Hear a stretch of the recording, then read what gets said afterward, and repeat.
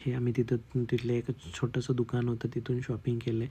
मंदिर इतकं छान होतं, म्हणजे लाकडाच्या ह्याच्यामध्ये बनवलेलं मंदिर होतं. मग नारायण मंदिराचा दरवाजा बंद होते, दिवसातनं एकदा ते ओपन करतात आणि मग त्यावेळेस पूजा करतात आणि परत बंद करून ठेवलं जातं. त्याच्यामुळे आम्हाला लांबूनच बाहेरनंच दर्शन घेता आलं आणि हे करत करत आम्ही तिथून परत पुढच्या प्रवासासाठी निघालो आहे. आणि रोडची कंडिशन तशीच होती की अतिशय अरुंद रोड होता. म्हणजे काही गाडी आली का मला थांबायचं काम पडायचं. प्रत्येक क्षणाला पहाडाचे कलर चेंज होत होते, स्वरूप चेंज होत होतं.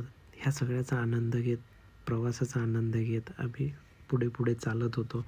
आणि काही काही ठिकाणी चढ होता, उतार होता आणि पण ड्राईव्ह करायला एक वेगळीच मजा येत होती. आणि रस्त्यातच आम्हाला एक ग्रामीण संस्कृतीचं पालखी दिसली, तिथली देवताची. त्याचं पण शूट्स केलं आम्ही आणि खूप मस्त वाटलं. एवढ्या पहाडावर, एवढं उंच ठिकाणी मी गाडीच्या खाली उतरल्यानंतर थोडा वेळ जरी चाललं तरी मला धापा लागत होतं, पण एवढ्या पहाडातनं ते पालखी चालली होती, खूप आवडलं.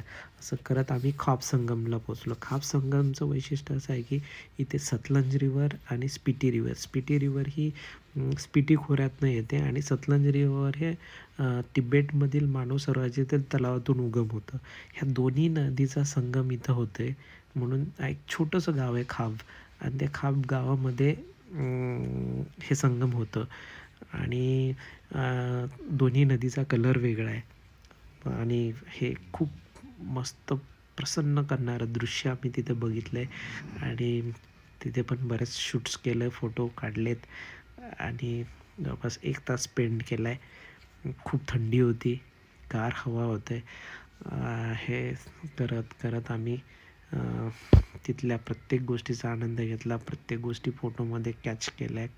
प्रवासाचा आनंद घेत घेत आम्ही हळूहळू फोटो काढत, प्रत्येक क्षणाचा आनंद घेत आम्ही पुढे नाकोला पोचलो आहे. आणि नाकोच्या तिथे एक पाण्याचा तलाव दिसलं खूप वेळानंतर. तिथे काही ग्रामीण लोक, तिथल्या होमस्टेला आम्ही थांबलो आहे आणि ते खूप उंचवर होतं. नाको तलाव आणि 11व्या शतकातली मॉनेस्ट्री, बुद्धिस्ट मॉनेस्ट्री, हे एका नाकोतलं मेन वैशिष्ट्य आहे. आणि वेगवेगळ्या प्रकारचे पहाड, टेम्परेचर जवळपास -7 to 8 असं होतं. ती रात्र कशी तरी खूप थंडीमध्ये आम्ही काढली आणि दुसऱ्या दिवशी सकाळी आम्ही निघालो. पुढील माहितीसाठी स्टे ट्यून.